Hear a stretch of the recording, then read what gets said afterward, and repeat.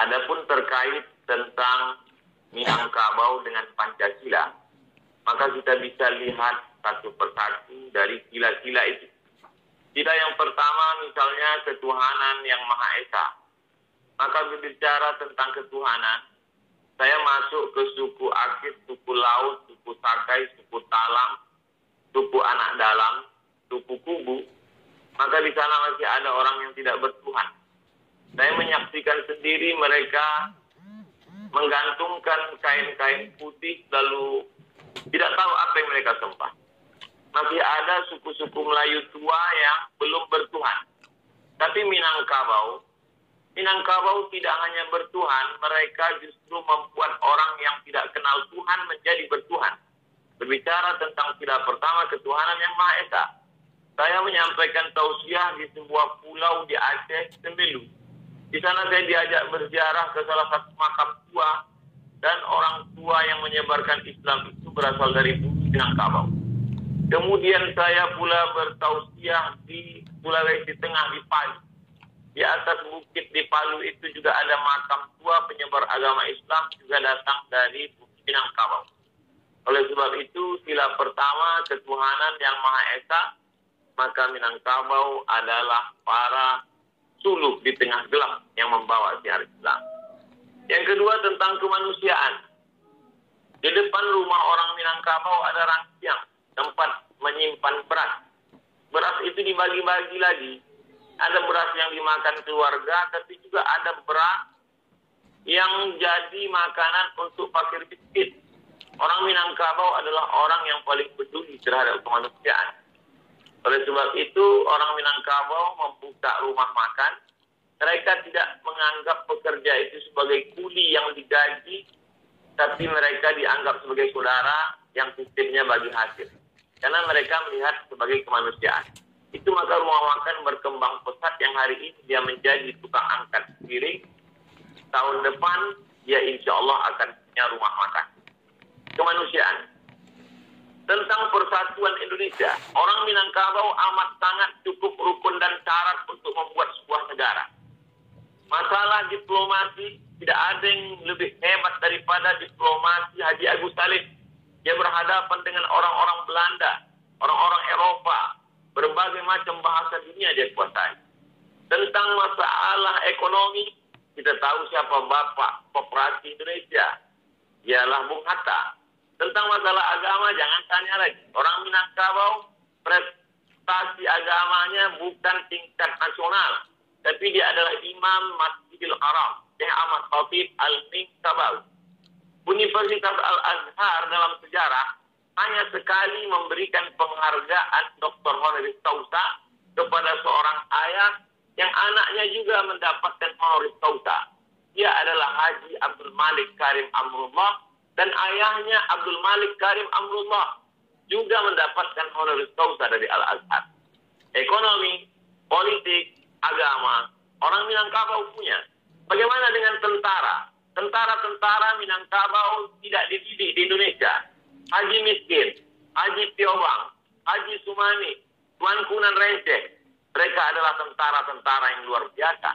Tapi kemudian mereka tidak membuat negara. Mereka justru menggabungkan diri dengan negara Kesatuan Republik Indonesia. Karena mereka mengamalkan pengawal Persatuan Indonesia. Tentang masalah musyawarah. Sila yang keempat. Musyawarah, bule ayah dek pambuluh, bule kato dek mufakat. Air itu menjadi bulat kalau dia lalu di pembuluh. Sedangkan kata itu menjadi bulat kalau dia ada musyawarah mufakat. Orang Minangkabau tidak mengambil keputusan sendiri dengan kepalanya sendiri. Dia tahu dia mungkin silap, salah, dan lupa. Orang Minangkabau mengenal filosofi tiga tungku sajarangan. Kalau kita memasak ada 3 tungku di sana. Tungku inilah yang menampung dandang yang begitu besar. Tungku ini juga yang merasakan panasnya api di bawah. 3 tungku sajarangan. Nenek mama, alim ulama, jadi pandai. Orang Minangkabau berkata, duduk sendiri sampai duduk bersama lapang. Duduk sendiri terasa sempit, tapi kalau duduk bersama terasa lapang.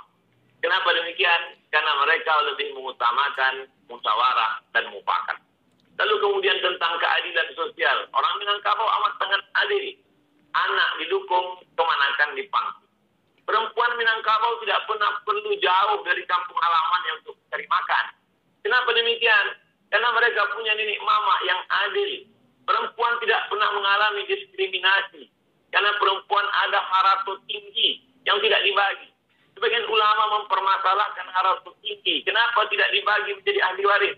Karena itu sebenarnya adalah wakaf keluarga. Ketika seorang perempuan tidak punya suami atau ayahnya meninggal, tidak keluarga laki-laki tidak ada. Siapa yang akan menyara hidupnya memberi makan dia? Ada harato tinggi. Mereka amat sangat mengutamakan keadilan. Orang Minangkabau amat sangat Pancasilais.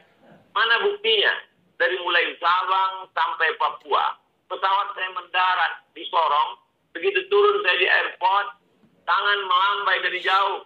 Saya suruh dia mendekat ke mobil saya tanya, ada apa? Ambo urang Payakumbuh. Betapa jauh tempat kita memandang, tapi orang Minangkabau sampai juga ke sana. Saya diminta untuk memberikan sepatah dua patah kata untuk penggalangan dana Surau Sydney namanya. Tidak hanya ke Indonesia, sampai ke Sydney orang Minangkabau bisa bersosialisasi. Dia diterima di mana dia berada. Karena orang Minangkabau punya filosofi di mana tanah diinjak, di situ langit dijunjung. Di mana bumi dipijak, di situ langit dijunjung. Orang Minangkabau tidak pemarah. Orang Minangkabau tidak pendendam. Orang Minangkabau bagaimana berdebat hebatnya Muhammad Yamin dengan Buya Hamka. Tapi kemudian sebelum meninggal dunia, apa kata Muhammad Yamin? Nanti jenazahku tolong dibawakan oleh Buya Hamka ke kampung halaman. Mereka memang berdebat. Mereka memang orang-orang yang argumentatif. Tapi hati mereka lembut dan baik. Lalu kemudian 3 bulan. Kalau kita merdeka 17 Agustus, 3 bulan sebelum itu, 29 Mei 1945. Maka Muhammad Yamin, putra Minangkabau, sudah menyuarakan tentang pri kebangsaan. Kemudian pri kemanusiaan. Setelah itu lalu kemudian pri ketuhanan, pri kemasyarakatan. Lalu kemudian kesejahteraan dan sosial. Jadi embrio pemikiran Pancasila itu berawal bermuara dari Minangkabau.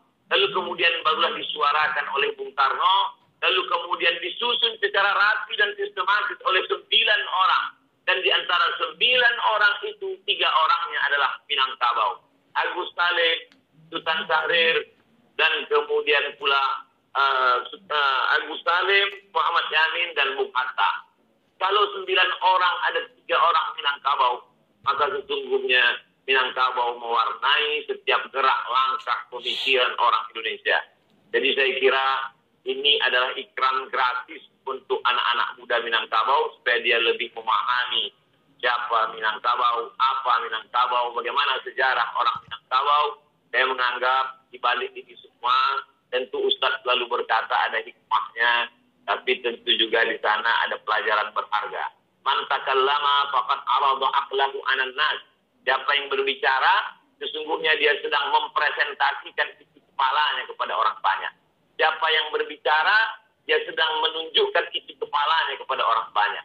Oleh sebab itu, kalau kita tidak terlalu terlatih biasa untuk bicara, lebih baiklah bicara pakai teks, lebih selamat.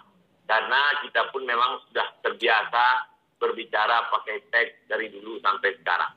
Saya pun sebelum bicara, saya latih-latih dulu. Mudah-mudahan tidak terpleset karena kita manusia biasa, boleh jadi kita terlupa, tersilap, dan tersalah. Saya kira demikian, Bang Karno. Terima kasih banyak